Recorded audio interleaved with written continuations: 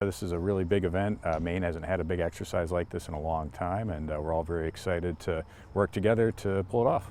Lieutenant Colonel Ian Hepburn is the commander of the 11th Weapons of Mass Destruction Civil Support Team, a full-time active unit of the Maine National Guard tasked with being first responders and emergency managers in the event of accidental or intentional releases of hazardous material. The CST, along with local, state, and federal partners, are holding Operation Katahdin Shield, a full-scale, multi-agency training exercise that began Monday in Winthrop. Suspicious activity was observed, so the state police decided to make an entry with their tactical team and the bomb team. And while inside there, they're going to discover information that's going to lead them to intelligence that points to some potential attacks in the Portland area this week that are simulated and part of Katahdin Shield.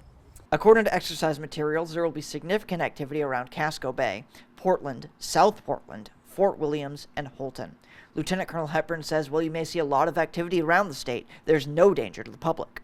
And it just brings together a lot of different disaster response capabilities from the state. We're working with state and local police, with the FBI, Department of Energy, and a bunch of other agencies to just simulate a series of simulated releases of dangerous substances and the response to them, just to help practice our skills. Lieutenant Colonel Hepburn says training for anything, like the aftermath of a hurricane or a train derailment, is needed. What's more important is working on communication. Really the most important aspect of this is going to work with other agencies. We can set up our own training anytime where we can practice using our equipment and wearing our protective gear, but to actually work alongside our civil partners in the police and emergency management community, that's the biggest thing. Learning how to communicate effectively and share information is the biggest part of this. Lieutenant Colonel Hepburn adds, if you do see the civil support team or other parts of the exercise, you're welcome to observe, but make sure to keep a safe distance.